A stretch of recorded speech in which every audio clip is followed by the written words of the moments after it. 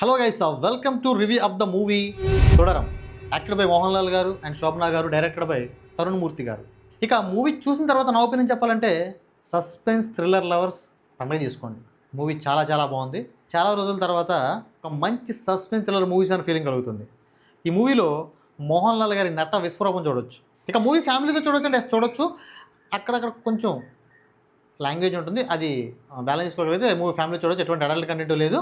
ఇక movie story విషయానికి వస్తే ఒక హీరో, చిన్న ఫ్యామిలీ, ఆ హీరోకి ఒక నల్ల కారు.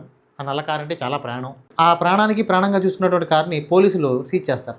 ఎందుకు చేశారు, తర్వాత ఏమైంది, ఏం జరిగింది అనేది మన మూవీలో చూడాలి. ఇక మూవీలో ప్లస్ పాయింట్ విషయానికి వస్తే నేను చాలా సింపుల్గా చెప్పే ప్రయత్నం చేస్తాను. మూవీలో మెయిన్ ప్లస్ పాయింట్ విషయానికి వస్తే సస్పెన్స్ మెయింటైన్ చేయడం. నెక్స్ట్ ఏం జరుగుతుంది, తర్వాత ఏం జరుగుతుంది అనే సస్పెన్స్ బాగా మెయింటైన్ చేశారు.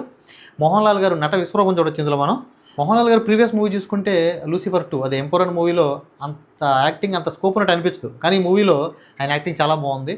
ఇంకా బ్యాక్గ్రౌండ్ మ్యూజిక్ కానీ, సినిమాటోగ్రఫీ కానీ, టెక్నికల్ వాల్యూస్ కానీ చాలా బాగుంటాయి. మనకి మలయాళం మూవీస్లో ఏంటంటే సెట్టింగ్స్ ఎక్కువ యూజ్ చేయరు, మనకి న్యాచురల్ లొకేషన్స్లో ఎక్కువ తీయడానికి ప్రయత్నం చేస్తూ ఉంటారు. ఈ మూవీలో కూడా అదే ఉంటుంది అనమాట. న్యాచురల్ లొకేషన్స్ చాలా బాగా చూపించారు, సినిమాటోగ్రఫీ చాలా బాగుంటుంది. ఇక మూవీలో మైనస్ పాయింట్ విషయానికి వస్తే మైనస్ అంతేం లేదు, కానీ సినిమాలో సెకండ్ హాఫ్ అనేది కొంచెం ట్రాక్ తప్పినట్టు అనిపిస్తుంది, కానీ మళ్ళీ ఫైనల్ టెస్ట్ చాలా బాగుంటుంది.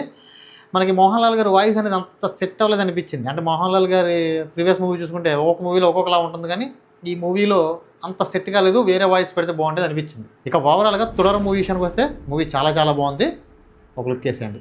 ఇలాంటి మరిన్ని మూవీ కంటెంట్స్ కోసం మన ఛానల్ని సబ్స్క్రైబ్ చేసుకుని ఒక చిన్న లైక్ చేయండి. Thank you.